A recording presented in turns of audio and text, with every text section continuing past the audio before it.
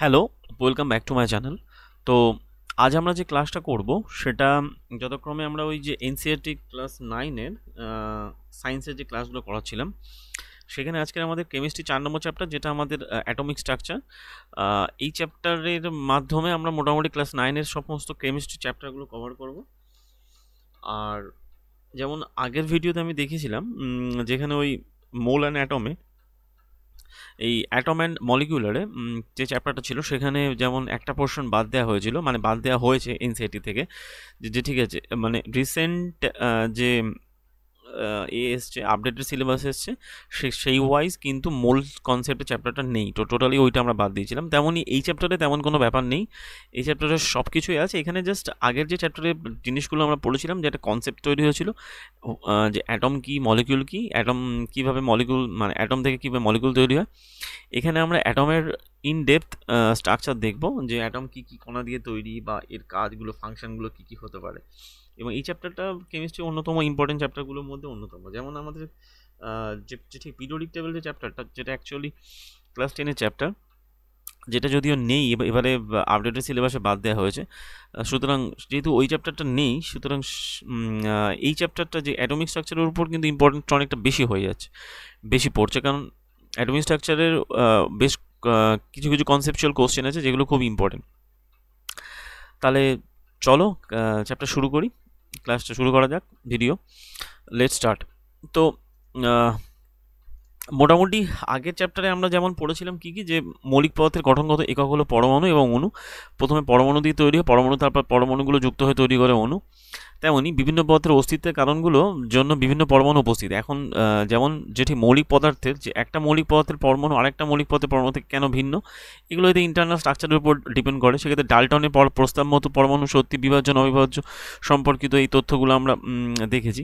এবারে কি উপরোক্ত প্রশ্নগুলো থেকে আমরা জানতে পারি যে যে অবপরমাণিক, যাকে সাব অ্যাটমিক যে পার্টিকেলসগুলো, যেমন প্রোটন, সাব অ্যাটমিক পার্টিকেলগুলো বলতে কী বোঝাচ্ছে, যেমন প্রোটন, ইলেকট্রন, নিউট্রন, এইগুলো সম্পর্কে আমরা দেখব। যেখানে আমরা দেখব যে এই কণাগুলো সম্পর্কে বিভিন্ন মডেলগুলো সম্পর্কে আমরা দেখব, যে কোন বিজ্ঞান, মানে যে বিজ্ঞানীগুলো কীভাবে আবিষ্কার করেছিলেন এগুলো সম্পর্কে। তো এই ঊনবিংশ শতাব্দীর শেষ দিকে বিজ্ঞানীদের সামনে পরমাণু গঠন সম্পর্কে এবং তাদের জানা এবং গুরুত্বপূর্ণ ধর্মগুলো ব্যাখ্যা করার একটা চ্যালেঞ্জ ছিল, যেগুলো পরবর্তীকালে আমরা দেখি। এখান থেকে এই পোর্শনগুলো দেখার দরকার নেই, জাস্ট আমরা যে ঠিক আছে টু দ্য পয়েন্ট এক্সাম পার্সপেক্টিভে যেহেতু আমরা পড়াচ্ছি, সেই জন্য আমরা জাস্ট মেন পয়েন্টে যাই। সেটা হলো পরের স্লাইডে কী বলা হচ্ছে, পরের স্লাইডে বলা হচ্ছে যে 19 শতক পর্যন্ত পরমাণু যে অবিভাজ্য এবং তাতে কমপক্ষে অপপরমাণু কণা রয়েছে, জানা ছিল যে মোটামুটি পরমাণু অবিভাজ্য, ভাঙা যায় না, এটা অপপরমাণু কণা রয়েছে, একটা অপপরমাণু কণা রয়েছে। তো বিজ্ঞানী জে থমসন, তিনি 1886 সালে, এই সালগুলো ইম্পর্টেন্ট, এখানে 3টে সাল খুব ইম্পর্টেন্ট, প্রোটন, ইলেকট্রন এবং ওই নিউট্রন। তো এই আবিষ্কৃত হয় যে জে থমসন একটা কণা আবিষ্কার করেন যার নাম হন ইলেকট্রন। ঠিক আছে, এখন এই জে থমসন যে ইলেকট্রন আবিষ্কার করেছিলেন, তাই এই আবিষ্কারের পূর্বে গোল্ডস্টেইন বলে একজন বিজ্ঞানী, তিনি গ্যাস মোক্ষণের সময় একদম নতুন ধরনের বিকিরণ আবিষ্কার করেন এবং এই বিকিরণকে তিনি ক্যানাল রশ্মি বলে নাম করেছিলেন। তা কী নাম ছিল? গোল্ডস্টেইন। যদিও প্রকৃতপক্ষে এই রশ্মি এক ধরনের ধনাত্মক রশ্মি ছিল। তাহলে গোল্ডস্টেইন যে ক্যাথোড রশ্মির যে ব্যাপারটা করেছিল সেটা কিন্তু টোটালি পজিটিভ একটা কণার স্রোত ছিল, আর আমাদের এদিকে থমসন করেছিল কি নেগেটিভ কণার স্রোত। ঠিক আছে, তো শেষ পর্যন্ত কি হয়, এই অপপরমাণিক কণা, আরেকটা অপপরমাণিক কণা আবিষ্কার হয়, সাবঅ্যাটমিক পার্টিকেল আবিষ্কার হয়, যেটা নাম হয়েছিল পরবর্তীকালে প্রোটন। যদিও আমরা পরবর্তীকালে আসছি। তাহলে এই যে প্রোটন কণাটা আবিষ্কার হয়, তার আধান ইলেকট্রনের আধানের মান সমান, কিন্তু এদের চিহ্ন, আধানের মান সমান কিন্তু এদের চিহ্ন হয়ে থাকে বিপরীত। আবার এই যে কণাটার ভর, যে মানে অর্থাৎ প্রোটনের ভর ইলেকট্রনের ভরের প্রায় 2000 গুণ হয়ে থাকে, মানে প্রোটন ইজ মাচ মোর মানে ওয়েটি দ্যান ইলেকট্রন। প্রোটনের কণার ভর ইলেকট্রন কণার ভরের থেকে প্রায় হয়ে থাকে 2000 গুণ বেশি। এমনি আদান টাদান সব সমান, কিন্তু চার্জ বিপরীত, না এই যদি পজিটিভ বা নেগেটিভ। স্বাভাবিকভাবে এই কণাটার নাম দেওয়া হয়েছিল প্রোটন, যেটা অ্যাকচুয়ালি গোল্ডস্টেইন আবিষ্কার করেছিল। ঠিক আছে, এখন এই ইলেকট্রনকে আমরা E- দিয়ে, প্রোটনকে P পজিটিভ দিয়ে প্রকাশ করি। প্রোটনের ভরকে 1 একক ধরা হয়, 1 একক, এবং আধান প্লাস ধরা হয়। অন্যদিকে ইলেকট্রনের ভরটাকে নগণ্য ধরা হয়, ইলেকট্রনের ভরটাকে খুবই নগণ্য, এটা ইম্পর্টেন্ট একটা পয়েন্ট, এবং এই আধানটা কিন্তু -1 ধরা হয়। ঠিক আছে, তার মানে এখান থেকে আমরা এই 3টে পয়েন্ট এখানে কমপ্লিট করলাম। কী কী দেখলাম? ইলেকট্রন সম্পর্কে জানলাম, কে আবিষ্কার করেছিল, ইলেকট্রনের ভর খুবই নগণ্য হয়ে থাকে। ওকে, আর প্রোটন জানলাম, প্রোটন প্রায় 2000 টাইমস ওয়েটি দেন ইলেকট্রন। হলো, ব্যাস। আর এখান থেকে মোটামুটি ইলেকট্রনের চার্জ হয় নেগেটিভ, এর চার্জ হয় পজিটিভ, ব্যাস হয়ে গেল। আবিষ্কার করেছিল জে.টি. থমসন এবং এটা আবিষ্কার করেছিল গোল্ডস্টেইন।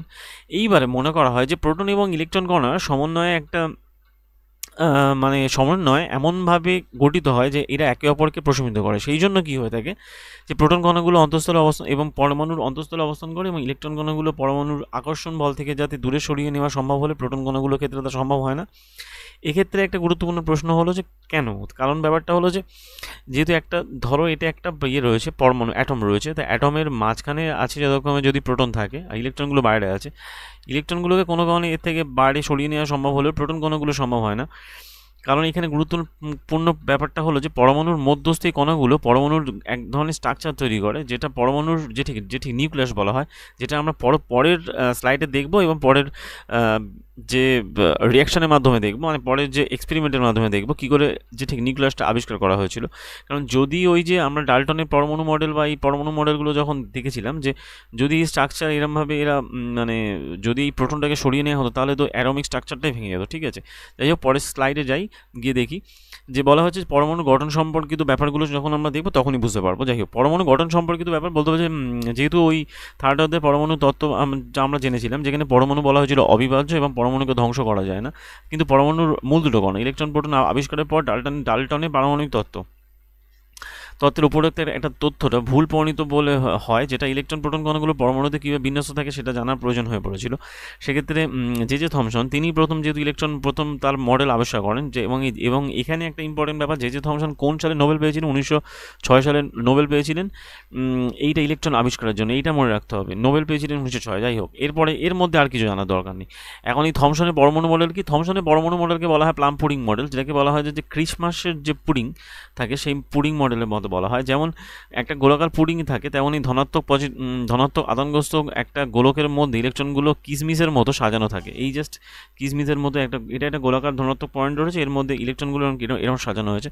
আচ্ছা, এখানে আমরা তরমুজের কথা বলতে পারি, যে ঠিক তরমুজের লাল অংশটা যেটা আমরা খাই, সেই অংশটাকে পরমাণুর পজিটিভ কণা ধরা হয়েছে, এবং তার সাপেক্ষে ইলেকট্রন কণাগুলো তরমুজের দানার মতো, বা এগুলো জাস্ট পজিটিভ আদানকে গোলকের মধ্যে ছড়িয়ে থাকে, মানে পজিটিভ ওই যে গোলকের আদানের মধ্যে ছড়িয়ে থাকে, তার মানে জাস্ট এটাকে ধনাত্মক ধরা হয়। যেহেতু এর ভরটা নগণ্য, ইলেকট্রনের ভর যেহেতু খুবই নগণ্য হয়ে থাকে, সেই জন্য কী হয়ে থাকে, এই যে টোটালটা ধনাত্মক আদানের মধ্যে ইলেকট্রনগুলো জাস্ট একটা মানে এই যে যেটি পুডিং মডেলের মতো, একে বলা হয় প্লাম পুডিং মডেলের মতো এটা ছড়িয়ে থাকে।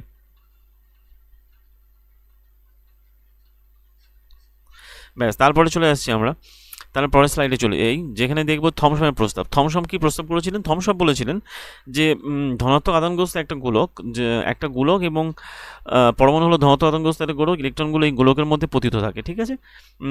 এবং ঋণাত্মক ও ধনাত্মক আধানের মান পরমাণুতে সমান থাকে, এবং সামগ্রিকভাবে পরমাণুটা তড়িৎ যে ঠিক নিরপেক্ষ হয়ে থাকে। তার মানে এটাই বলতে চাইছে যে পরমাণুটা তড়িৎ নিরপেক্ষ কেন হয়? যেহেতু এদের মধ্যে ইকুয়াল পরিমাণে প্রোটন, ইকুয়াল পরিমাণে ইলেকট্রন থাকে, সেই জন্য। তো থমসনের পরমাণু মডেল অনুযায়ী তড়িৎ নিরপেক্ষ হয়ে থাকে অ্যাটমগুলো, এবং অন্যান্য বিজ্ঞানীদের পরীক্ষা থেকে জানা যায় যে এটা আমরা জানতে পারি। যেমন ধরো এই যে আমরা যেটা বলছিলাম যে ওয়াটারমেলনের যে ঠিক তরমুজের ক্ষেত্রে টোটালটা যদি পজিটিভ একটা আধান হয়, তার মধ্যে এই তরমুজের দানার মধ্যে যেমনভাবে দানাগুলো যেমন থাকে সেটা ইলেকট্রন হিসেবে বলা হয়েছে। যেমন এই একটা টোটালটা পজিটিভ চার্জ, তার মধ্যে তার মধ্যে যে ইলেকট্রনগুলো এরকম দানার আকারে পজিটিভ মধ্যে ছড়িয়ে আছে। তো এই সম্পর্কে স্ট্রাকচার দেখলাম। এরপরে যেটা ব্যাপার হচ্ছে যে সংগৃহীত তথ্য থেকে আমরা দেখতে পাই যে পরমাণুর ব্যাসার্ধ পরমাণুর কেন্দ্রকের তুলনায় প্রায় বলতে হবে যে 10⁵ গুণ বেশি হয়ে থাকে। তার মানে এটাই বোঝা যাচ্ছে যে এটা আমরা ওই রাদারফোর্ডের পরমাণুর স্ট্রাকচারের, মানে রাদারফোর্ডের ওইটার আগের ওর লাস্ট পোর্শনটা আমরা দেখছি, সেখানে এই যে থমসনের মডেল আর রাদারফোর্ডের মডেলটা কম্পেয়ার করার জন্য এই দুটো পয়েন্টকে আমরা এক জায়গায় করেছি। তো প্রথমত ওই রাদারফোর্ডের এটা এক্সপেরিমেন্ট আমরা দেখবো, তার আগে আমরা যেটা দেখে নিচ্ছি সেটা থমসন আর রাদারফোর্ডের মধ্যে এদের কম্প্যারিজনটা, এদের মধ্যে যে কম্প্যারিজনের যে কেসটা আছে সেইটা আমরা দেখে নিচ্ছি, ঠিক আছে। তো এখানে রাদারফোর্ড কি বলেছিল? রাদারফোর্ড বলেছিল যে পরমাণুতে ধনাত্মক আধানগ্রস্ত একটা কেন্দ্র আছে, এবং এই কেন্দ্রের নাম হলো যে ঠিক নিউক্লিয়াস। পরমাণুর প্রায় সমস্ত ভরই এই কেন্দ্রে থাকে, যেহেতু পরমাণুর মানে পরমাণুর যাবতীয় টোটাল ভরটা এই কেন্দ্রের মধ্যে থাকে, এটা হলো মেন পয়েন্ট। আর সেকেন্ড পয়েন্ট, ইলেকট্রনকে কেন্দ্র করে নিউক্লিয়াসগুলো চারিদিকে পরিবহন করে, ঠিক আছে। সেক্ষেত্রে পরমাণুর তুলনায় কেন্দ্রকের আকার অতি ক্ষুদ্র হয়ে থাকে। পরমাণুর তুলনায় একটা পরমাণুর তুলনায় কেন্দ্রের আকার অতি ক্ষুদ্র হয়ে থাকে। যেমন এটাকে বলা হচ্ছে যে এখানে রাদারফোর্ড বলতে চেয়েছিল পরমাণুর কেন্দ্রে একটা পজিটিভ আধানগ্রস্ত কেন্দ্র আছে, যেখানে বলতে হবে যে, এবং একে বলা হয় নিউক্লিয়াস, এবং পরমাণুর সমস্ত ভর, এর মধ্যে সমস্ত ভর পরমাণুর রয়েছে, এবং পরমাণুর তুলনায় কেন্দ্রকে আকার খুবই ছোট হয়ে থাকে, বাট এর মধ্যে ভরটা ম্যাক্সিমাম থাকে। এবং ইলেকট্রনগুলো কেন্দ্রকে চারদিকে ইলেকট্রনগুলো অবস্থান করে। এটা জাস্ট পরমাণু মডেল হয়ে গেল। এরপরে আমরা চলে আসবো রাদারফোর্ডের টোটাল যে অ্যাকচুয়াল এক্সপেরিমেন্টটা। রাদারফোর্ডের এক্সপেরিমেন্টটা ইম্পর্টেন্ট এই কারণে, রাদারফোর্ডের যে ওই সোনারপাতি বিচ্ছনের মাধ্যমে তিনি আবিষ্কার করেছিলেন যে হচ্ছে যে ঠিক নিউক্লিয়াস আছে, তো ইলেকট্রনগুলোকে কীভাবে সজ্জিত করে বিজ্ঞানী আর্নেস্ট রাদারফোর্ড তিনি কী করেছেন, পরীক্ষা করেছিলেন। এই পরীক্ষাটা সঞ্চালনের জন্য সঞ্চরণশীল আলফা কণাকে, এই আলফা কণা নিয়ে ডাইরেক্ট কোশ্চেন এসছে, একটা সোনার পাতের উপর ফেলা হয়, আলফা কণাটাই হলো পজিটিভ, যেটি হিলিয়াম কণার স্রোত। তো এবার এখানে দেখা যায় কি, তিনি সোনার পাতকে নির্বাচন করেছিলেন কেন? সোনার পাত বলতে হবে যে পাতলা, যে তিনি চেয়েছিলেন যতটা সম্ভব পাতলা পাত সম্ভব। এই ক্ষেত্রে সোনার পাত ছিল প্রায় 1000 অ্যাটমস পুরু, 1000খানা অ্যাটম নিয়ে তৈরি, এতটা পাতলা ছিল। তো এই আলফা কণা দুটো ধনাত্মক আধানগ্রস্ত, বলতে হবে যে এই যে হিলিয়াম কণার স্রোত, এইটা দিয়ে ডাইরেক্ট কোশ্চেন এসছে পরীক্ষায়। এবং যখন আমরা কোশ্চেন্সগুলো দেখব তখন দেখব, যেহেতু আলফা কণার 4u ভর, সেই জন্য আলফা কণাগুলো যথেষ্ট পরিমাণে শক্তি মজুত করে থাকে। তাই তাই সোনার পাতের অপপরমাণু কণাগুলো, সোনার পাতের যে অ্যাটমিক কণাগুলো হচ্ছে, সেটা দ্বারা আলফা কণাগুলো বিক্ষিপ্ত হয়, কিন্তু আলফা কণাগুলো প্রোটনের তুলনায় অনেকটা ভারী বলে সেই জন্য কোনো ধরনের বিচ্যুতি আশা করা হয়নি। সেই জন্য এবারে পরীক্ষাটা কি দেখা যায়, যে কিন্তু আলফা কণা বিচ্ছুরণ পরীক্ষা থেকে সম্পূর্ণ অপ্রত্যাশিত ফল পাওয়া যায়। সেটা হলো কি, যে দ্রুতগামী আলফা কণা অধিকাংশটাই সোনার পাতকে ভেদ করে সোজা বেরিয়ে যায়। কিছু সংখ্যক আলফা কণা জাস্ট পাততলা সামান্য কোণে বিচ্যুত হয়। সবচেয়ে অবাক হওয়ার পর্যবেক্ষণ ছিল যে প্রতি 12,000টা কণার মধ্যে একটা কণা যে পথে যাচ্ছিল সেই পথে ফিরে আসছিল। প্রতি 12,000 কণার মধ্যে একটা কণা যেদিকে যাচ্ছিল সেদিকে ফিরে আসছিল। আলফা কণাগুলো প্রোটনের তুলনায় অনেকটাই ভারী, সেই জন্য বড় ধরনের কোনো বিচ্যুতি এখানে হয়নি। যেহেতু আলফা কণার কিন্তু প্রোটনের তুলনায়, এখানে এটা মনে রাখতে হবে, আলফা কণার ভর কিন্তু প্রোটনের তুলনায় অনেক বেশি, আর প্রোটনের তুলনায় ইলেকট্রনের ভর অনেক বেশি, অনেক, এটা অনেকটা বেশি। সেই জন্য বলতো আলফা কণাকে ব্যবহার করা হয়েছিল এই কারণে, যেহেতু আলফা কণা ভরটা বেশি, সেই জন্য বড় ধরনের কোনো বিচ্যুত আশা করেননি তিনি। কিন্তু যখন এক্সপেরিমেন্ট করেন, তখন তিনি দেখেছিলেন যে আলফা কণাগুলো অধিকাংশ সরাসরি সোনার পাতকে ভেদ করে সোজা বেরিয়ে যায়। আর কিছু সংখ্যক আলফা কণা সোনার পাতকে সামান্য কোণে বিচ্যুত করে, আর প্রতি 12,000টা কণার মধ্যে মাত্র একটা কণা যে পথে যাচ্ছিল সে পথে ফিরে আসছিল। এই যে এক্সপেরিমেন্টটা দেখানো হয়েছিল, এর মধ্যে বলতে হবে যে প্রতি 12,000টার মধ্যে একটা কণা যে পথে যাচ্ছিল সে পথে ফিরে যাচ্ছিল। ম্যাক্সিমামটা এটা কী করেছে, ম্যাক্সিমামটা ভেদ করে বেরিয়ে গেছে। আর একটা মাত্র যে পথে যাচ্ছিল সে পথে ফিরে আসছিল, যে পথে যাচ্ছিল সে পথে ফিরে আসছিল। তো এ থেকে তিনি সিদ্ধান্তে আসেন, কি সিদ্ধান্তে এসেছিলেন, যে রাদারফোর্ডের ভাষা এই ফলাফল ছিল এতটা অবিশ্বাস্য যে, যেমন একটা 15 ইঞ্চি ব্যাসের আগুনের গোলাকে তুমি একটা টুকরো পাতলা কাগজে নিক্ষেপ করার পর আগুনের গোলা তোমার দিকে ফিরে এসে তোমাকে আঘাত করলো, সেরকমই ব্যাপার। তো এই সমস্ত কারণের জন্য রাদারফোর্ড 1908 সালে, ওদিকে 1906 পড়লাম, 1908 সালে তিনি নোবেল পুরস্কার পেয়েছিলেন। কিসের জন্য নোবেল পুরস্কার পেয়েছিলেন? নিউক্লিয়াস আবিষ্কারের জন্য। তো যাই হোক, আমরা এবার মেন পয়েন্টে চলে আসি, যেটা বলা হচ্ছে এটাই, যে এই পরীক্ষাটি ভালো করে বোঝার জন্য দেখেন, এখানে এক্সপেরিমেন্টে তেমন দরকার নেই, জাস্ট আমরা একটা ছোট এক্সাম্পল দেখি, যে একটা দেওয়ালের সামনে, একটা দেওয়াল থেকে কিছুটা দূরে চোখ বন্ধ অবস্থায় একটা শিশুকে দাঁড় করিয়ে দিয়ে এমতো অবস্থায় তাকে দেয়ালের দিকে পাথর ছুঁড়তে বলা হলো। প্রত্যেকটা পাথর টুকরো দেয়ালের আঘাত করার সময় একটা শব্দ শুনবে, এবং এই কাজটা 10বার পুনরাবৃত্ত করলে 10টা শব্দ শুনবে। ওকে, একইভাবে সেই শিশুটিকে, চোখ বাঁধা অবস্থায় শিশুটিকে কোনো একটা কাঁটা তারের বেড়ার দিকে পাথরের টুকরোগুলো যদি ছোড়া হয়, টুকরোগুলো কাঁটা তারের আঘাত, বেড়াকে আঘাত করবে না, জাস্ট বেরিয়ে যাবে। কোনো শব্দ শুনবে বা নাও শুনতে পারে, কারণ কাঁটা তারের বেড়ার মধ্যে প্রচুর গ্যাপ আছে। তো সেটাই তিনি, এই গ্যাপগুলোই ফাঁকের মধ্য দিয়ে অন্যদিকে চলে যাচ্ছে, যেহেতু এইগুলো ঢিলগুলো। যাই হোক, তো এই কারণে আলফা কণা বিচ্ছুরণ পরীক্ষা থেকে রাদারফোর্ড একটা সিদ্ধান্তে আসেন। সেই সিদ্ধান্তটা কি? এটাই ছিল সবথেকে বড় সিদ্ধান্ত, যেটা হলো পরমাণুর অধিকাংশ স্থান ফাঁকা, একদম ফাঁকা, যেখানে আলফা কণা বিচ্যুত না হয় সোনার পাত ভেদ করে সোজা চলে যায়। ওকে, ম্যাক্সিমামটা ফাঁকা। আলফা কণার মধ্যে অতি অল্প সংখ্যক কণা যা তাদের সোজা পথ থেকে বিচ্যুত হয়, এবং এ থেকে বোঝা যায় পরমাণুর মধ্যে ধনাত্মক আধান ক্ষুদ্র জায়গায় দখল করে থাকে। খুবই ক্ষুদ্র জায়গা দখল করে থাকে। আলফা কণাগুলোর মধ্যে খুবই ক্ষুদ্র একটা অংশ যেটা 180 ডিগ্রি কোণে বিচ্যুত হয়। এর থেকে বোঝা যায় সোনার পরমাণুর মধ্যে সমস্ত ধনাত্মক আধান এবং ভর ক্ষুদ্র একটা আয়তনের মধ্যে সীমাবদ্ধ থাকে। তার মানে এটা কি বললাম, এখান থেকে আমরা কি বুঝলাম? আলফা কণার তিনি বলেছেন যে একটা অ্যাটমের ম্যাক্সিমাম স্থানটা ফাঁকা, এবং সেক্ষেত্রে কি হচ্ছে, অল্প সংখ্যক কণা তাদের যে পথে যাচ্ছিল সেই পথে ফিরে আসছিল, এবং এ থেকে বোঝা যায় পরমাণুর মধ্যে ধনাত্মক আদান খুব ক্ষুদ্র জায়গা দখল করেছে। হয়তো পরমাণুর সমস্ত ভর এর মধ্যে থাকে, যে ঠিক আছে নিউক্লিয়াসের মধ্যে পরমাণুর সমস্ত ভর থাকছে, বাট পরমাণুর খুব কম পরিমাণ জায়গা দখল করেছে সেটা, মানে পরমাণু টোটাল আয়তনের। অর্থাৎ এই আলফা কণাগুলোর মধ্যে একটা ক্ষুদ্র অংশ 180 ডিগ্রি কোণে বিচ্যুত, মানে যেটা যাচ্ছিল যে পথে যাচ্ছিল সে পথে ফিরে আসছিল। এ থেকে বোঝা যায় যে সোনার পরমাণুগুলো, যে ওই যে আমরা যে গোল্ডের যে পরমাণুগুলো ছিল সেগুলো ধনাত্মক আধান এবং ভর খুবই ক্ষুদ্র একটা আয়তনের মধ্যে সীমাবদ্ধ। এবং এ থেকে তিনি সিদ্ধান্ত নিয়েছিলেন যে ওই রাদারফোর্ড পরমাণু মডেলের মাধ্যমে যে তিনি নিউক্লিয়াস আবিষ্কার করেছিলেন। এবারে রাদারফোর্ড পরমাণু মডেলে কিছু ত্রুটি ছিল। ত্রুটিটা এরকম ছিল যে বৃত্তাকার পথে ইলেকট্রনের পরিবহন স্থায়ী হবে এটা আশা করা যায় না, কারণ বৃত্তাকার কক্ষপথে পরিবহনকারী যে কোনো কণার ত্বরণের সৃষ্টি হয়, এবং ত্বরণের সময় আধানগুলো কণার শক্তিগুলো কন্টিনিউয়াসলি বিকিরণ করবে।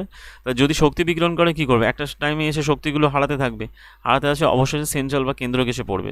তার মানে যে পরমাণুর যে টোটাল যে মডেলটাই একটা অস্থায়ী হবে, এবং পর থেকে আমরা যেভাবে জানি সেটা তার অস্তিত্ব থাকবে না। কিন্তু বর্তমানে পরমাণু খুবই অস্তিত্ব, মানে খুবই স্টেবল। সুতরাং এটা থেকে বোঝা যায় যে রাদারফোর্ডের পরমাণু মডেল সম্পূর্ণ ত্রুটি, যে মানে সম্পূর্ণ যে থেকে ত্রুটিমুক্ত ছিল তা না। মানে ওনার বক্তব্য ছিল এটাই, পরমাণু ইলেকট্রন বৃত্তাকার পথে ইলেকট্রনগুলো পরিবহন একটা স্থায়ী হবে এটা আশা করা যায় না, কারণ ইলেকট্রনগুলো যখনই আবর্তন করছে, ধরো এই যে পরমাণু নিউক্লিয়াস, এবং এই যে ইলেকট্রনগুলো আবর্তন করছে এখানে এখানে এখানে এখানে এখানে, তার আবর্তন করতে হতে তাহলে ইলেকট্রন এরা শক্তি বিকিরণ করতে করতে একটা টাইম কি করবে, এরা কেন্দ্রকে এসে পড়বে, স্টেবল হবে না। বাট বোর বলেছিল পরমাণু মডেলের ক্ষেত্রে, বোর এই জায়গাটা একটা মানে যে ঠিক যুগান্ত করে আবিষ্কার করেছিলেন, এবং বোরের পরমাণু মডেলে তিনি বলেছিলেন, নিলস বোর তিনি বলেছিলেন যে পরমাণুগুলোর মধ্যে ইলেকট্রনের পরিবহনের জন্য কয়েকটা পার্টিকুলার কক্ষপথ আছে, ঠিক আছে, বলা হয় অরবিট, পার্টিকুলার অরবিট আছে, এবং এই অরবিটগুলো এতটাই পার্টিকুলার যে ইলেকট্রনগুলো সেই পথ ছাড়া অন্য পথে যাবে না, স্থির বা স্থায়ী কক্ষপথ আছে।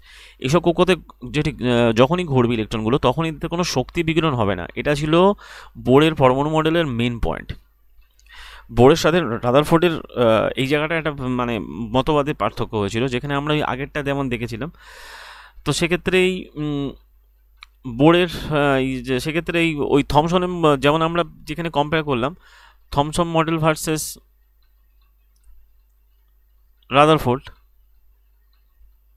তেমন এখানে আমরা কম্পেয়ার করছি Rutherford versus Bohr, Niels Bohr. তো ব্যাপারটা এরকম দাঁড়াচ্ছে, তার মানে কি পরমাণুর মানে ইলেকট্রনগুলোর জন্য একটা পার্টিকুলার কক্ষপথ রয়েছে বা অরবিট রয়েছে যেখানে তারা নির্দিষ্টভাবে আবর্তন করে এবং তাদের শক্তি বিকিরণ করে না। তারপরে চলে আসছি যে কক্ষপথগুলোকে বলা হয় যে শক্তিস্তর, এই কক্ষপথগুলোকেই বলা হয় শক্তিস্তর, এবং এই শক্তিস্তরে থাকার জন্য ইলেকট্রনগুলো নির্দিষ্ট কক্ষপথ রয়েছে, এবং এই প্রত্যেকটা শক্তিস্তরে ইলেকট্রনের সংখ্যা নির্দিষ্ট। এখন এই কক্ষপথগুলোকে আমরা KLM দ্বারা প্রকাশ করা হচ্ছে, যাকে কে মানে সব থেকে যেটা নিউক্লিয়াসের সব থেকে কাছের কক্ষ, এটা হলো কে কক্ষ, এটা ধরো কে কক্ষ, এটা ধরো এল কক্ষ, এটা ধরো এম কক্ষ, এটা ধরো এন কক্ষ, 1 2 3 4 ভাবে 4টে কক্ষ রয়েছে, এবং প্রত্যেকটা কক্ষে ইলেকট্রনের যে থাকতে পারে সবচেয়ে বেশি সংখ্যা সেটা হলো 2n²। তাই যদি বলা হয় যে মানে কে কক্ষে ইলেকট্রনের সংখ্যা কত, কে কক্ষে তাহলে ইলেকট্রনের সংখ্যা কত হবে, 2 × 1²। তা 2 × 1², অর্থাৎ 2 × 1² মানে কত হবে, 2টো। আর যদি বলে এল কক্ষে ইলেকট্রনের থাকার সংখ্যা কত, সেটা হলো কত হবে, 2 × 2², তার মানে 8টা। আবার এম কক্ষে কতগুলো, এম কক্ষে 3টে, 2 × 3², 18টা। আবার এন কক্ষে কতগুলো যদি বলে, এন কক্ষে কতগুলো, 4টে, 2 × 4² মানে 32টা, টোটাল 32টা। ম্যাক্সিমাম যেটা থাকতে পারে সেটা 32টা, আর যেটা সবচেয়ে কম থাকতে পারে যে ঠিক 2টো থাকতে পারে। এখন এই যে ইনি আবার কত সালে অধ্যাপক, তিনি নোবেল পেয়েছিলেন 1922। তার মানে আমরা এখান থেকে কি দেখলাম, থমসন পেয়েছিল কত সালে,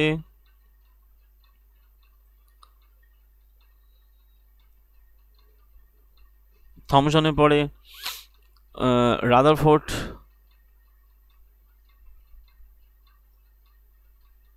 এটা 1906, 1908। আর এদিকে কে হলো, নিলস বোর, ইনি পেয়েছিলেন 1922, 6, 8, 22, 3টে নোবেল পেয়ে গেল। যাই হোক, তো মোটামুটি এখান থেকে আমরা জানলাম। এখন এই টাইপের এখান থেকে কী কোশ্চেন আসতে পারে, এখান থেকে কোশ্চেন যেটা আসতে পারে সেটা হচ্ছে কি যে কোনো একটা কক্ষ বলে, যেমন ধরো বলে দিল এম কক্ষ, বা এন যখন 3 হয়, এম কক্ষে সবচেয়ে মানে সর্বোচ্চ সংখ্যক ইলেকট্রনের সংখ্যা কত, তখন বলতে হবে 18টা। আবার যদি বলে এন কক্ষে ইলেকট্রনের সংখ্যা কত, তখন বলতে হবে যে ম্যাক্সিমাম ইলেকট্রন থাকতে পারে সেটা হলো 32। ব্যাস। এবার চলে যাবো আমরা পরের স্লাইডে দেখবো যে নিউটন কণা। তো একইভাবে ওই যে ওটা 1922-এ পেলো, তো স্যাডউইক 1932 খ্রিস্টাব্দে এক ধরনের বিজ্ঞানী স্যাডউইক এক ধরনের আধানহীন এবং প্রোটনহীন কণা, মানে আধানহীন এবং প্রোটনের সমান ভর বিশিষ্ট এক ধরনের কণা আবিষ্কার করেন, অপপারমাণবিক সাবঅ্যাটমিক পার্টিকেল।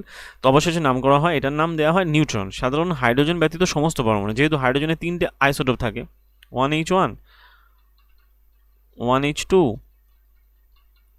1H3, এইটাতে কোনো নিউট্রন থাকে না, বাদবাকি সবকটা নিউট্রন থাকে। বাদবাকি সবারই বলতো সাধারণ হাইড্রোজেন ব্যতীত সবারই হচ্ছে কি নিউক্লিয়ার, যে ঠিক নিউট্রন আছে। এখন সাধারণভাবে একটা নিউট্রনকে আমরা ছোটো হাতের এন দ্বারা প্রকাশ করি, সেক্ষেত্রে পরমাণুর ভর হলো পরমাণুর কেন্দ্রকে অবস্থিত প্রোটন এবং ইলেকট্রনের কণার সমষ্টি। পরমাণুর যে ভরটা থাকে, যেটাকে বলা অ্যাটমিক মাস, যেটাকে বলা হয় যে অ্যাটমিক মাস যেটাকে বলা হয়। আর অ্যাটমিক নাম্বার বলতে কি, এখান থেকে আমরা একটা কনসেপ্ট বুঝতে পারছি যে অ্যাটমিক মাস আর অ্যাটমিক নাম্বার। অ্যাটমিক মাস সবসময় থাকবে মাথায়। যদি আমরা একটা ইলেকট্রন, যদি আমরা একটা অ্যাটমকে এরমভাবে প্রকাশ করি যেখানে এর মাস থাকছে, এইটা মাস থাকবে মাথায় আর অ্যাটমিক নাম্বার থাকবে তলায় সবসময়। আর অ্যাটমিক নাম্বার বলতে কি বোঝায়, জাস্ট প্রোটন সংখ্যাকে, যতগুলো প্রোটন থাকবে সেটা হলো তার অ্যাটমিক নাম্বার।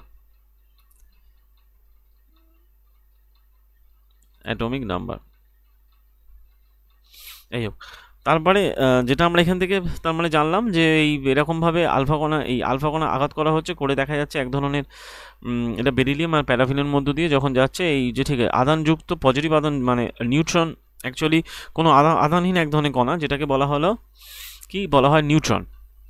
যাই হোক, তারপরে চলে আসছি আমরা যে 4.3-তে, যে ইলেকট্রনগুলো কীভাবে মানে বিভিন্ন পথে যে অবস্থান করে সেটা সম্পর্কে। তো এই যে একটু আগে বলছিলাম যে একটা কক্ষে যে কতগুলো ইলেকট্রন থাকতে পারে সম্পর্কে বোর বলে গেছিলেন, বোলস এবং বাড়ির সম্পর্ক। সেখানে বলেছিল টোটাল 2n সংখ্যক ইলেকট্রন থাকতে পারে, যেখানে এন হলো কক্ষ যেখানে 1, 2, 3 দ্বারা প্রকাশ করা হয়। ঠিক আছে, যেমন বলা হয় 2, 8, 18, 32। সেক্ষেত্রে সর্বহিষ্ঠ কক্ষপথে সবচেয়ে ইলেকট্রনের সংখ্যা থাকতে পারে কটা, 8টা থাকতে পারে সর্বহিষ্ঠ কক্ষপথে। আর ভিতরে কক্ষপথে পূর্ণ না হওয়া পর্যন্ত ইলেকট্রনগুলো বাইরের কক্ষে যেতেই পারে না। ঠিক আছে, সেক্ষেত্রে কক্ষগুলো ধাপে ধাপে ইলেকট্রন দ্বারা পূর্ণ হয়। তাহলে সর্ববিশ্ব কক্ষপথ মানে একটি ইলেকট্রনের বিভিন্ন কক্ষপথ রয়েছে না, এই বিভিন্ন কক্ষপথের মধ্যে যে কক্ষটা সবচেয়ে বাইরে থাকবে তার মধ্যে সবচেয়ে ম্যাক্সিমাম থাকতে পারে 8টা ইলেকট্রন থাকতে পারে। তাই আমরা এই 18টা স্ট্রাকচার বিশিষ্ট কতগুলো মৌলের স্ট্রাকচার দেখবো, যেখানে দেখবো যে তাদের কেমনভাবে তাদের কনফিগারেশন কেমন, ইলেকট্রন কনফিগারেশন সেটা সম্পর্কে আমরা আগে দেখবো।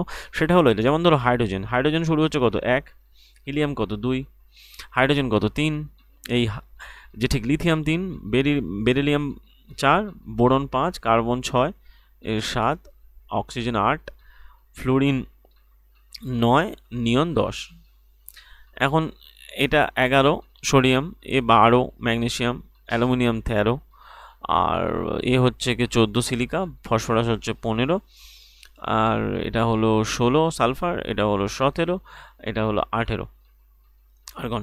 তো এখানে যে এগুলো তো বিভিন্ন সিরিজের মধ্যে পড়ে যাচ্ছে। যেমন আমরা যদি 7খানা পর্যায় রয়েছে, আমাদের 7টা পর্যায়ে প্রত্যেকটা পর্যায়ে ইলেকট্রনে কতগুলো কক্ষে যেমন কতগুলো ইলেকট্রন থাকে, যেহেতু পিরিয়ডিক টেবিল আমাদের নেই, জাস্ট আমরা আউটলাইনটা দেখব। ফার্স্ট পর্যায়ে আছে দুটো, সেকেন্ড অ্যান্ড থার্ড পর্যায়ে আছে যথাক্রমে 8টা করে এলিমেন্ট, ফোর্থ অ্যান্ড ফিফথ পর্যায়ে আছে 18টা করে এলিমেন্ট, আর 6 অ্যান্ড 7 পিরিয়ডে আছে 32টা এলিমেন্ট। তার মানে এই হলো আমাদের 7টা পিরিয়ড, 7 পিরিয়ড টোটাল। 7খানা পিরিয়ডে, মানে পিরিয়ডটাকে আমরা এরমভাবে দেখি, এই ওয়াইজ পিরিয়ড দেখি, আর এই ওয়াইজ দেখি আমরা কি এই ওয়াইজ আমরা হচ্ছে গিয়ে দেখি গ্রুপ দেখি। তো যদি আমরা গ্রুপভাবে দেখি, তো এইগুলোকে বিভিন্নভাবে নাম দেওয়া হয়ে থাকে। যেমন ধরো যেমন এটাকে বলা হয় যে কি, এটাকে বলা হয় যে হচ্ছে গিয়ে নিষ্ক্রিয় গ্যাস, যে ঠিক নিষ্ক্রিয় গ্যাসে মানে যে ঠিক ইনার গ্যাসের যে এটাকে বলা হয় ইনার গ্যাসের গ্রুপ বলা হয়, যেমন এটাকে বলা হয় হ্যালোজেন গ্রুপ, এটাকে বলা হয় যথাক্রমে চ্যালকোজেন। চ্যালকোজেনকে মানে অক্সিজেনকে আমরা চ্যালকোজেন গ্রুপ বলে থাকি, চ্যালকোজেন। এটা হচ্ছে নাইট্রোজেন ফ্যামিলি। তারপর এটা কার্বন ফ্যামিলি, এটা বোরন ফ্যামিলি,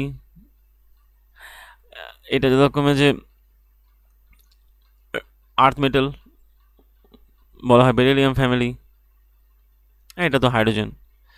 তো এখানে এই যথাক্রমে যদি আমরা এদের স্ট্রাকচার দেখি, এদের শেষ কক্ষে কতগুলো ইলেকট্রন, যেমন ধরো এটা যদি শেষ কক্ষ হয়, এর শেষ কক্ষে আছে কটা, 8টা। 8টা হলো সব থেকে স্টেবল অবস্থা।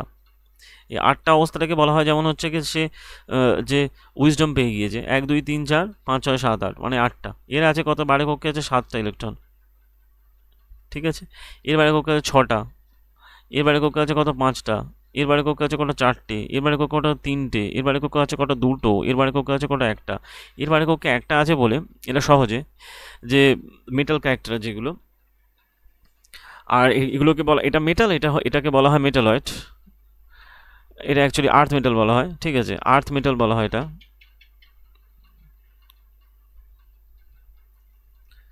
তো পিরিয়ড টেবিলের একটা জাস্ট হালকা আউটলাইন দিয়ে দিচ্ছি আমি, যদিও নেই এটা, যাই হোক তারপর স্ট্রাকচারগুলোর সময় জানতে হবে। যেমন লিথিয়ামের তলায় আছে সোডিয়াম, তার মানে সোডিয়ামের শেষ কক্ষে একটা ইলেকট্রন, এরও শেষ কক্ষে একটা ইলেকট্রন। এগুলো জাস্ট এক একটা করে গ্রুপ যেখানে ইলেকট্রনের সংখ্যাগুলো আমরা জানতে পারবো। যেমন হচ্ছে কি ইনার গ্যাস, ইনার গ্যাসে যতগুলো শুধুমাত্র হাইড্রোজেন, এই হিলিয়াম ছাড়া, হিলিয়ামে একমাত্র রয়েছে যে ঠিক 2টো ইলেকট্রন, বাদ বাকি সব কটা 8টা মানে শেষ কক্ষে 8টা ইলেকট্রন থাকে।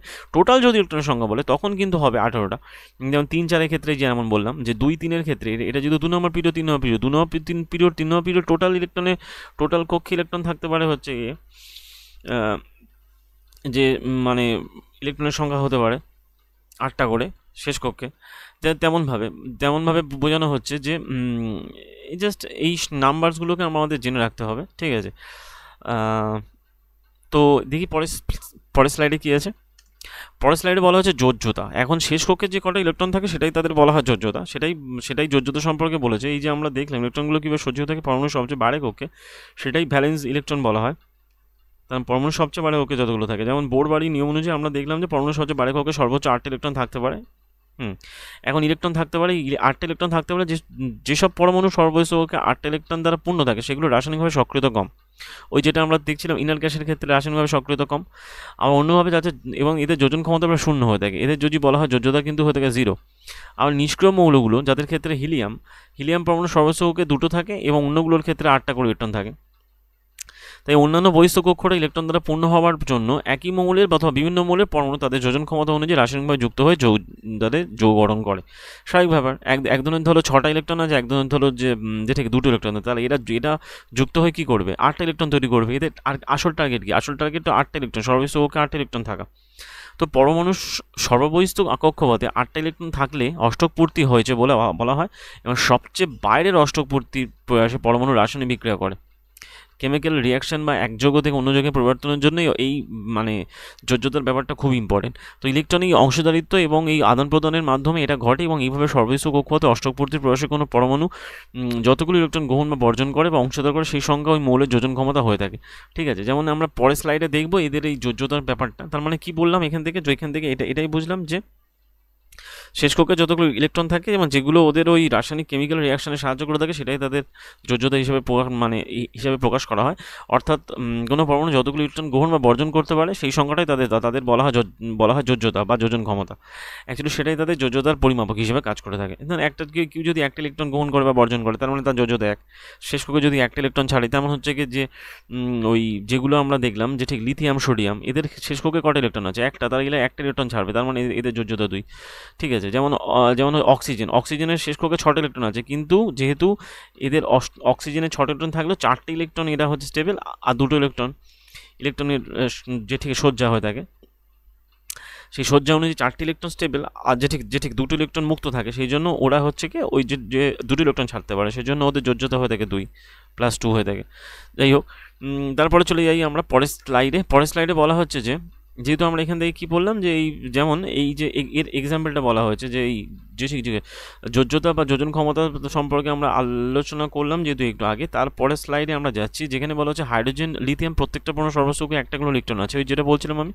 অর্থাৎ এদের কথা হচ্ছে এদের ইলেকট্রন, এদের যোজ্যতা কত হয়, এদের যোজ্যতা হচ্ছে এক। এটা একটা করে ইলেকট্রন বর্জন করতে পারে। যেমন ম্যাগনেসিয়াম অ্যালুমিনিয়ামের পরমাণু যোজ্যতা কত হবে, ম্যাগনেসিয়ামের যেহেতু কত হয়, ম্যাগনেসিয়ামের শেষ কক্ষে আমরা দেখলাম কতগুলো, ম্যাগনেসিয়াম 12, ম্যাগনেসিয়ামের শেষ কক্ষে 12, মানে এর শেষ কক্ষে যে ঠিক দুটো আছে, আর অ্যালুমিনিয়ামের শেষ কক্ষে 3টে আছে, সেই জন্য সর্বশেষ কক্ষে 2 আর 3টে করে ইলেকট্রন আছে, মানে এটা 2 3টে করে ইলেকট্রন, এদের যোজ্যতা 2 3 হবে।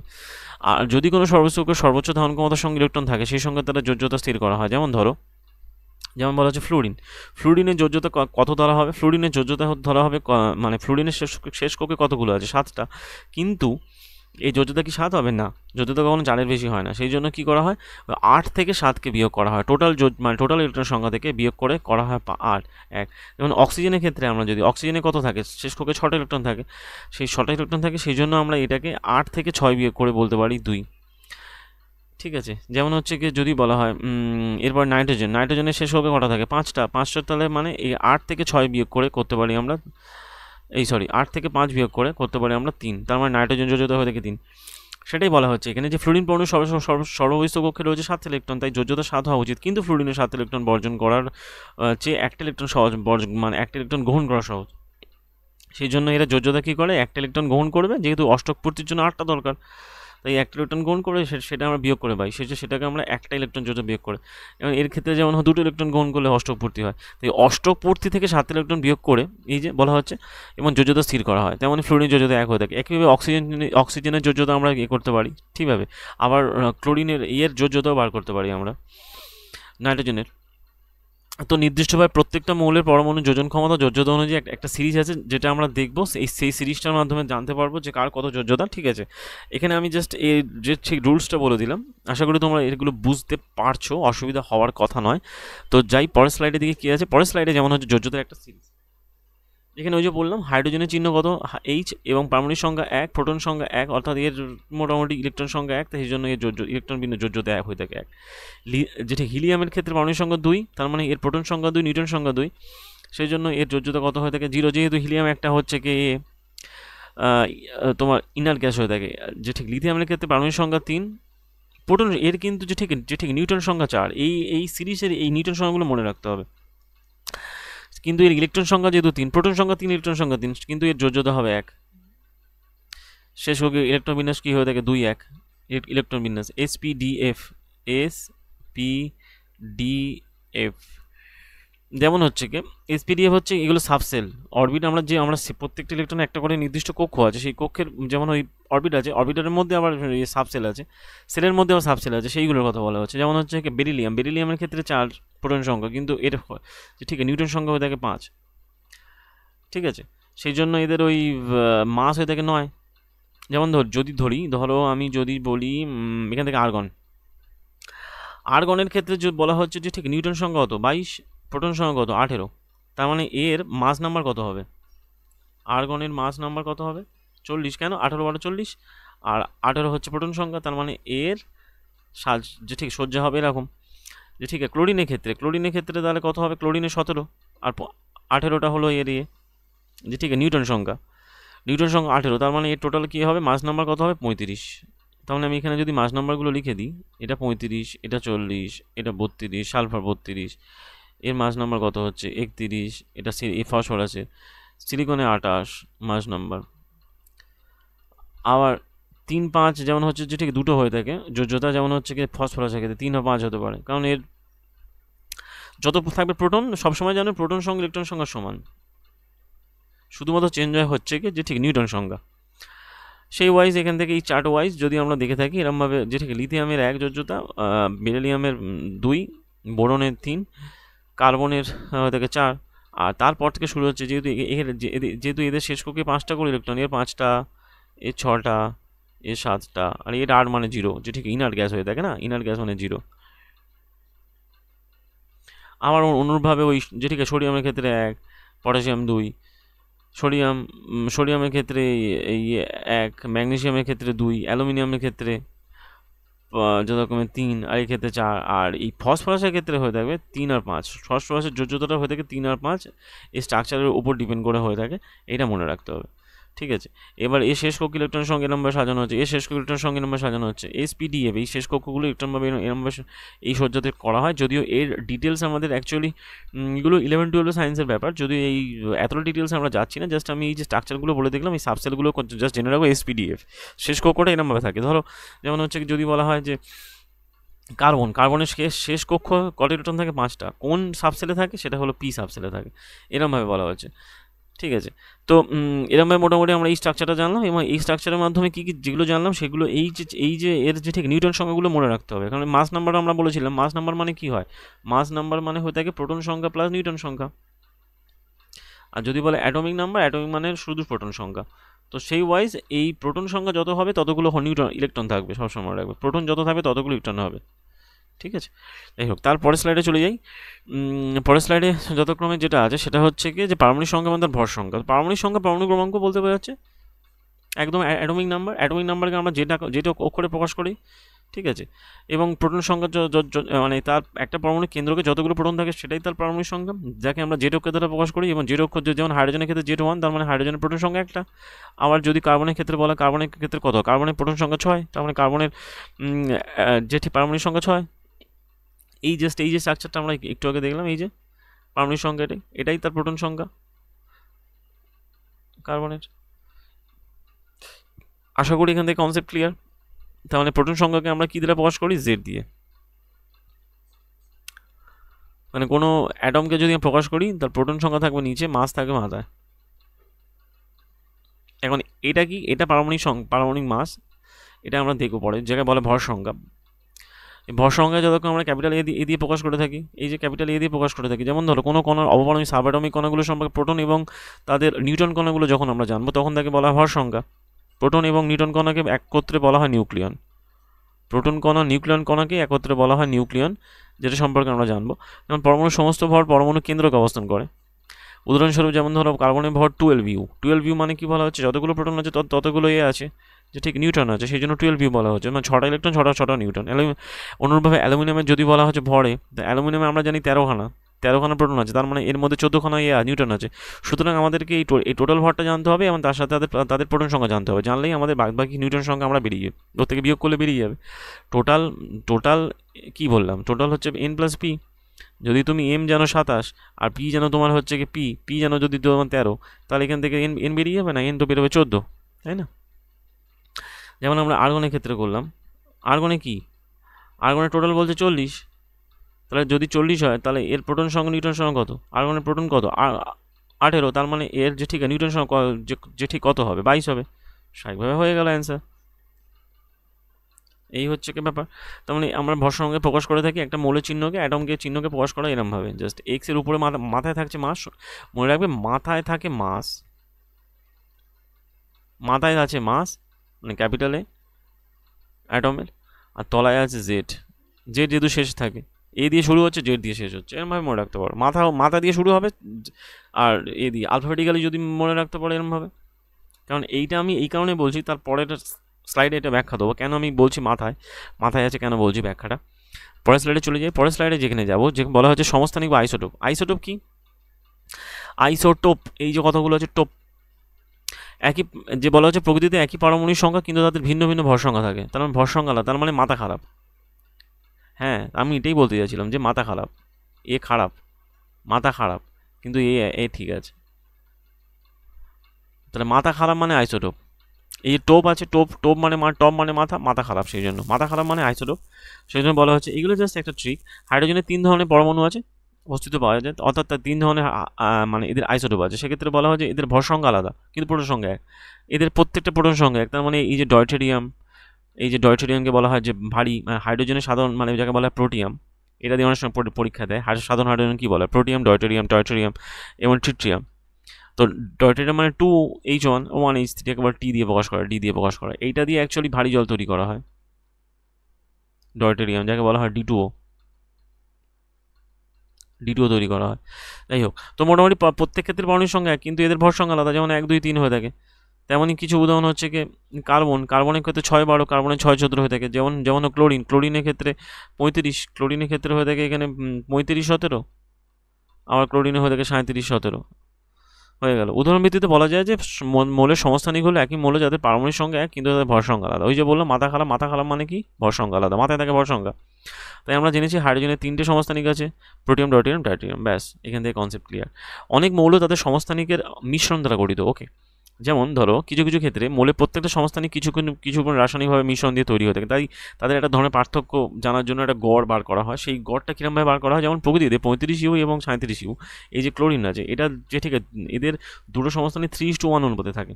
সবারই প্রশ্ন জাগে তাহলে মানে এদের ক্লোরিন ভর কী করে খুঁজবো, তার মানে ভরটা কীরকমভাবে খুঁজবো, জাস্ট এদের ওই 35 হচ্ছে কি, 35 হচ্ছে তোমার মাস নাম্বার, আর 75/100% আর 25 এই অনুযায়ী যদি 3 আর 2 অনুপাতে থাকে এদেরকে যদি আমরা ধরি, সেই অনুপাতে আমাদের 100 দিয়ে ভাগ করে দিয়ে এই 35 এটা হলো এদের এভারেজ, এবারে 35.5 আমাদেরকে ধরা হয়। সেই কারণে 35.5 হয়ে থাকে ক্লোরিনের অ্যাটমিক মাস। ওকে, তারপরে চলে আসছে পরের স্লাইডে যেমন আমরা এখানে জাস্ট দেখবো ওই যে মানে কি আমরা অবস্থায় সজ্জিত থাকে, প্রোটিয়াম, ডয়টেরিয়াম, এটা হাইড্রোজেনের ক্ষেত্রে। যেমন কার্বনের ক্ষেত্রে আমরা সজ্জিত থাকে প্রোটন 6টা, 6, 14, 8, এই যে বলা হচ্ছে কার্বন 13ও আছে, কার্বন 14ও আছে। কার্বনের অ্যাকচুয়ালি স্টেবল, যে এর মধ্যে যে ঠিক রেডিও অ্যাক্টিভ হয়ে থাকে এইটা, যেমন এর মধ্যে রেডিও অ্যাক্টিভ হয়ে থাকে এইটাও রেডিও অ্যাক্টিভ হয়ে থাকে। তো এই রেডিও অ্যাক্টিভ হয়ে থাকে কার্বন 14 যত রকম ডেটিং যেগুলো ওই যে হয় এই ডেটিং, কার্বন ডেটিংয়ে কাজে লাগে কোনো কিছু বয়স নির্ণয় করতে, সেই জন্য এদের এই সংখ্যাগুলো দেওয়া হয়েছে। সব থেকে ট্রেস এলিমেন্ট বলা হচ্ছে, এই এলিমেন্টের পরিমাণটা খুবই কম থাকে, এর পরিমাণও কম থাকে কার্বন 13-এর পরিমাণ, আর সবথেকে বেশি থাকে কার্বনের পরিমাণ। আমাদের সব কিছুই তো কার্বন দিয়ে তৈরি না। যাই হোক, তারপরের স্লাইডে চলে যাই, আমরা দেখব তাই এখন প্রকৃতিতে মৌলের পরমাণু ভর বলতে যেহেতু সমস্ত ওই তাদের ওই গড় ভরকে আমরা যে ঠিক বুঝলাম, সেই জন্য পরমাণুতে উপস্থিত তাই কোনো মৌলের সমস্থানিক না থাকলে ওই পরমাণুর ভর পরমাণুতে উপস্থিত প্রোটন এবং নিউট্রন সংখ্যার সমষ্টিকে বোঝায়। যদি কোনো মৌলের সমস্থানিক থাকে তাহলে প্রতিটা সমস্থানিকের শতকরা পরিমাণ জেনে মৌলের পারমাণবিক গড়কে আমরা হিসাব করে থাকি। যেমন ক্লোরিনের ক্ষেত্রে 35.5 এদের পরমাণু ভর হয়ে থাকে, অর্থাৎ ভগ্নাংশের হয়ে থাকে। এর মান দাঁড়ায় যে তুমি কিছু পরিমাণ ক্লোরিন নাও, তার মধ্যে ক্লোরিনের উভয় ধরনের সমস্থানিক থাকবে এবং তার গড় হবে 35.5। একদম প্র্যাকটিক্যাল কথাবার্তা হয়ে গেল। যেহেতু এর দু ধরনের সমস্থানিক আছে তাই এদের একটা এভারেজ করা হলো, যার অনুপাত অ্যাকচুয়ালি 3:1 অনুপাতে থাকে। এখন অনেক সময় কোশ্চেন আসতে পারে কী অনুপাতে থাকে, তারা 3:1 অনুপাতে থাকে। কে থাকে? ক্লোরিনের যে আইসোটোপগুলো। তাহলে আইসোটোপ মানে কি বললাম, আইসোটোপ মানে যে মাথায় কে থাকে, মাছ থাকে, তার মানে মাছ আলাদা, ব্যাস হয়ে গেল। অ্যাপ্লিকেশনগুলো খুব ইম্পর্টেন্ট। এখানে বলতে হবে যে এই সমস্থানিকের এই রাসায়নিক ধর্ম যেহেতু একই, তাই এদের কিন্তু রাসায়নিক ধর্ম এক হয়ে থাকে, ঠিক আছে। তাই সমস্থানিকের মিশ্রণ নিয়ে আমাদের বিশেষ বাধা নেই, সেই জন্য সমস্থানিক বিশেষ ধর্ম আছে যেগুলো বিশেষ ক্ষেত্রে কাজে লাগে, ঠিক আছে। এখান থেকে একটা পয়েন্ট কিন্তু ইম্পর্টেন্ট, যে সমস্থানিক যতগুলো পেলাম আইসোটোপ তাদের কিন্তু রাসায়নিক ধর্ম এক, যেহেতু তাদের অ্যাটমিক সংখ্যা সমান বাট ওদের মাস নাম্বার আলাদা। তো পারমাণবিক চুল্লিতে ইউরেনিয়ামের একটা সমস্থানিক জ্বালানি হিসেবে কাজ করে, ঠিক আছে। 1 নম্বর পয়েন্ট হয়ে গেল। 2 নম্বর পয়েন্ট, ক্যান্সার রোগের চিকিৎসা কোবাল্টের এক ধরনের সমস্থানিক আইসোটোপ কাজে লেগে থাকে, ভেরি ইম্পর্টেন্ট। আর 3 নম্বর পয়েন্ট, আয়োডিনের চিকিৎসা আয়োডিনের এক ধরনের সমস্থানিক বা গলগণ্ড রোগের চিকিৎসা কাজে লাগে, যেটা আয়োডিনের এক ধরনের আইসোটোপ গলগণ্ড রোগের চিকিৎসা কাজে লাগে। তার মানে এখান থেকে আশা করি কনসেপ্ট ক্লিয়ার হয়েছে। এখান থেকে যা কোশ্চেন আসবে মোটামুটি করতে পারবে তোমরা। তার পরের স্লাইডে চলে যাই। পরের স্লাইডে বলা হচ্ছে isobar. What are the isobars? Isobar হলো কিছুই না, যে যেমন আমরা আমরা দেখলাম যে এখানে কি দেখলাম, এখানে মাস নাম্বার আলাদা হয়েছিল বলে হয়েছিল, এখানে কি হবে, এখানে প্রোটন সংখ্যা আলাদা হবে। তা অর্থাৎ বলতে হবে যে 20 পারমাণবিক বিশিষ্ট ক্যালসিয়াম এবং 18 পারমাণবিক বিশিষ্ট এর মধ্যে সম্পর্ক যদি আমরা দেখি আর্গন, এদের দেখা যাবে যে দুটোতে ইলেকট্রন সংখ্যা সমান হলেও মানে ভিন্ন হলেও এদের মৌলের ভর সংখ্যা আলাদা। এদের কারণ এর কী হচ্ছে, এর ইলেকট্রন সংখ্যা কত, এই যেমন এই সালফার আর এর মধ্যে এই ক্যালসিয়ামের ক্ষেত্রে, ক্যালসিয়ামের যদি আমরা দেখি ক্যালসিয়ামের কত হতে হয়, ক্যালসিয়ামের যতক্ষণে যে 20 অ্যাটমিক নাম্বার, মাস নাম্বার 40। আর্গনের ক্ষেত্রে একইভাবে দেখি আমরা, আর্গনের ক্ষেত্রে কী হচ্ছে, আর্গনের এখানে 40 হচ্ছে, আবার বাট এখানে 18। তার মানে এদের প্রোটন সংখ্যা আলাদা কিন্তু এদের মাস নাম্বার সেম। অর্থাৎ এইগুলোকে বলা হয় যে এদের বলা হয় নিউক্লিয়ন। অর্থাৎ বলতে হবে যে মৌলগুলোর নিউক্লিয়ন, যেটি এই যে ঠিক নিউক্লিয়নের কতটা বলা হচ্ছে, এইটা দিয়ে কোশ্চেন এসছে। প্রোটন প্লাস নিউট্রন সংখ্যা একত্রে বলা হয় নিউক্লিয়ন।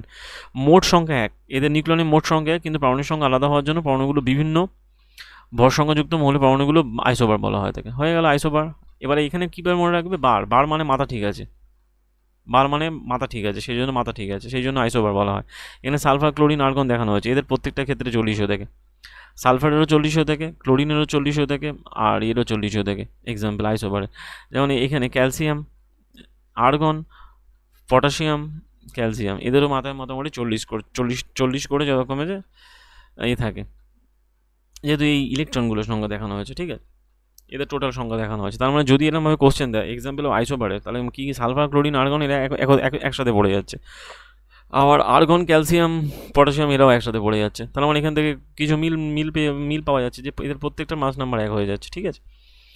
যাই হোক, তারপরে স্লাইডে চলে যাই। আশা করি এখান থেকে কনসেপ্টগুলো ক্লিয়ার হয়েছে, ইনি আর কোনো দ্বিধা থাকবে না। পরের স্লাইডে চলে যাচ্ছে। এখানে অ্যাকচুয়ালি ওই কিছু ব্যাপার দেখানো হয়েছে যে এটা, যে আমরা এতক্ষণ ধরে এগুলো পড়লাম সেগুলো একটা জিস্ট, যে প্রোটন ইলেকট্রন আবিষ্কার করেছিলেন জে জে থমসন, আর ওইদিকে গোল্ডস্টেন।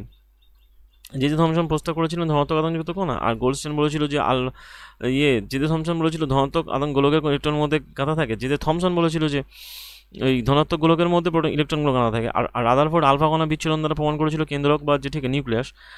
জে জে থমসন তার জন্য 1906 সালে নোবেল পেয়েছিল, আর রাদারফোর্ড 1908 সালে নোবেল পেয়েছিল।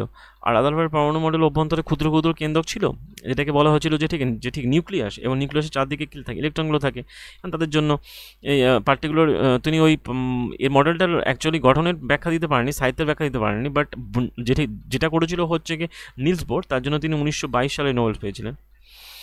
যাই হোক, তো সেখানে কি বলা হয়েছিল, পরমাণুগুলো সুস্থিত কম সক্রিয় এবং ইলেকট্রনগুলো নির্দিষ্ট কক্ষে থাকে, সেই কক্ষে অবস্থান করার সময় তারা শক্তি বিকিরণ করে না। আর বিজ্ঞানী যে স্যাডউইক পরমাণুর নিউটন কণা আবিষ্কার করেছিলেন, এবং নিউটন কণা আবিষ্কার করার পর তিনি এটা বলেছিলেন নিউটন কণা নিস্তরিত, প্রোটন, ইলেকট্রন, নিউটন এই 3 ধরনের কণা হয়, যার মধ্যে প্রোটন কণা পজিটিভ, ইলেকট্রন কণা নেগেটিভ, আর নিউটন কণা হয়ে থাকে যে ঠিক নিস্তরিত। আর ইলেকট্রন কণার ভর হাইড্রোজেন কণার ভরের 1/2000 অংশ হয়ে থাকে। একটা প্রোটন এবং একটা নিউটনের ভর 1 একক ধরা হয়ে থাকে, মানে প্রোটন নিউটনের ভর সমান, এদের ভর সমান। আবার চারটে কক্ষের কথা বলা হয়েছে KLMN, যেখানে n এর মান হয়ে থাকে 1, 2, 3, 4, যেখানে যোজ্যতা বলা হচ্ছে তাদের যোজন ক্ষমতা। একটা মৌলের পারমাণবিক সংখ্যা তার মৌলের পরমাণু উপস্থিত প্রোটন সংখ্যাকে বোঝায়, আর তাদের ভর সংখ্যা কেন্দ্রে উপস্থিত প্রোটন এবং নিউট্রন সংখ্যাকে বোঝায়। এদের একত্রে বলা হয় নিউক্লিয়ন।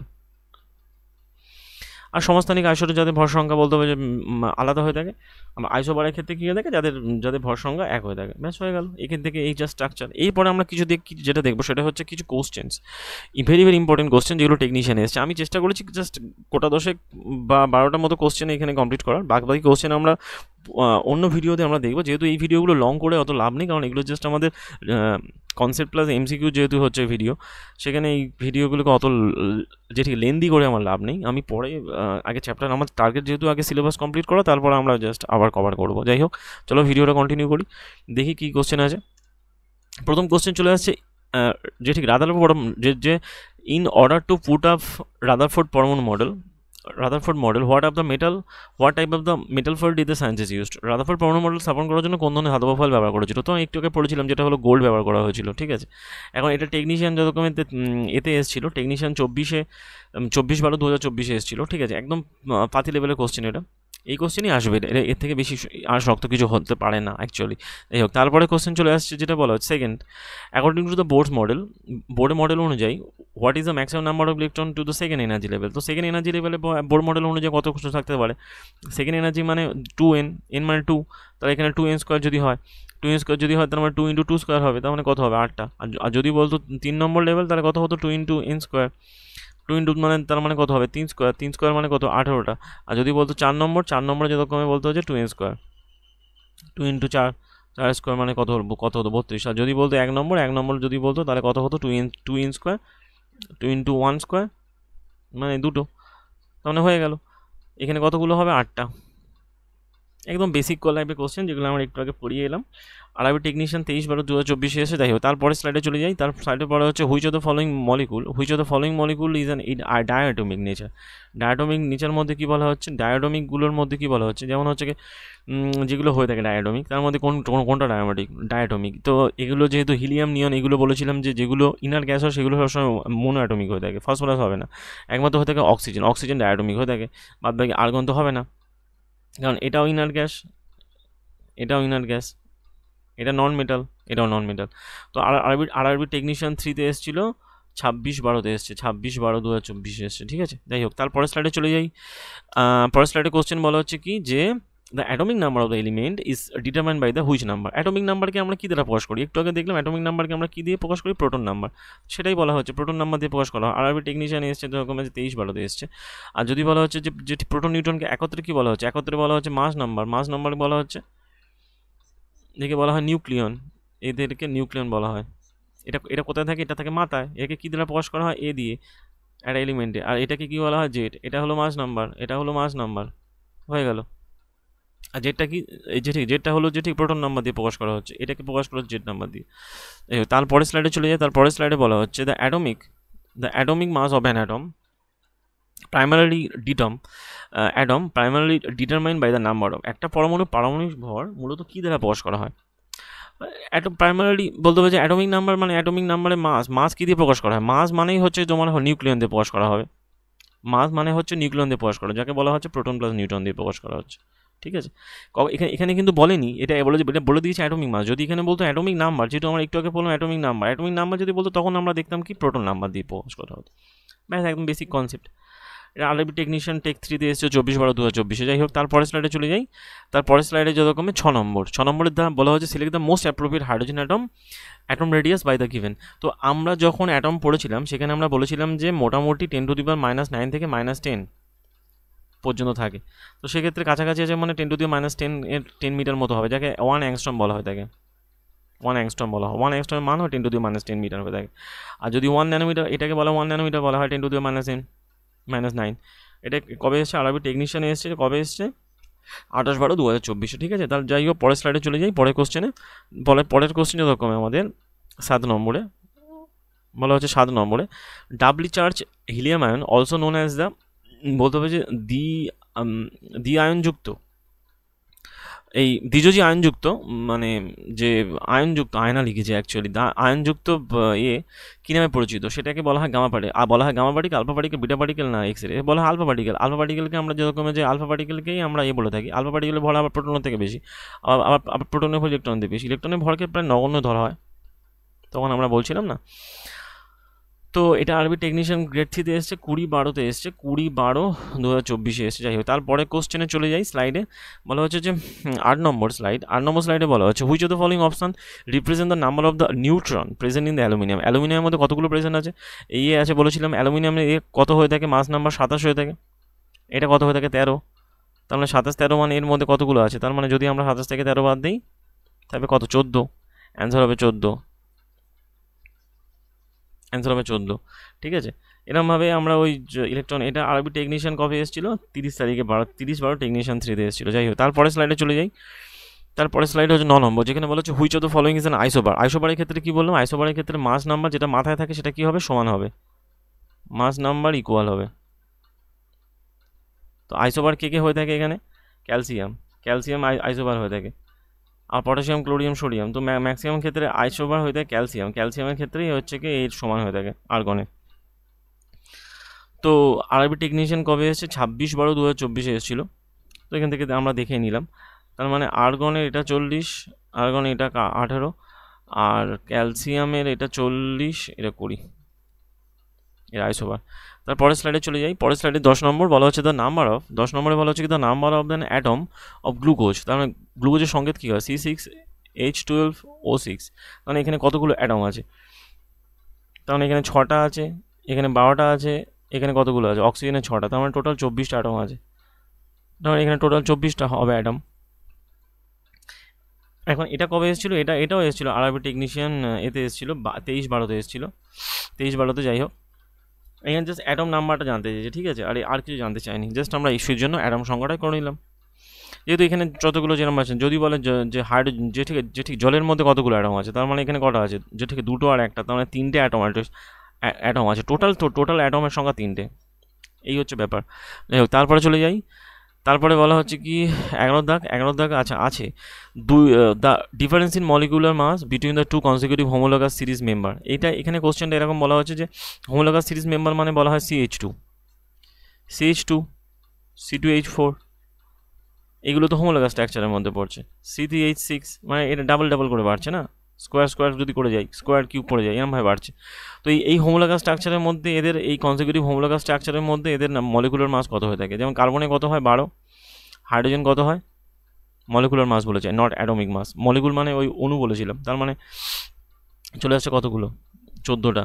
মানে এদের অ্যান্সার হবে 14টা। এই কোশ্চেনটা এসেছিলো আরআরবি গ্রুপ ডিতে 2022-এ। এই কোশ্চেনটা খুব মানে যেটি গ্রুপ ডিতে প্রায় 4-5টা শিফটে প্রায় রিপিট হয়েছে। সুতরাং এই কোশ্চেনটা, এই টাইপের কোশ্চেন এক ধরনের টোটালি নতুন ধরনের কোশ্চেন এসেছিলো, ঠিক আছে। তারপরে স্লাইডে কোশ্চেন যাই, বলা হচ্ছে যে atomic number present by the which letter. ওই যে বলছিলাম অ্যাটমিক নাম্বারকে আমরা প্রকাশ করি কিরমভাবে, জেড দিয়ে প্রকাশ করি, আর মাস নাম্বারকে প্রকাশ করি এ দিয়ে। তার মানে হবে অ্যাটমিক নাম্বারকে জেড দিয়ে প্রকাশ করছি। এরকম টাইপেরও কোশ্চেন এসেছে আরবি গ্রুপ ডিতে এসছে, আরবি গ্রুপ ডি 12/9/22 এসছে, ঠিক আছে।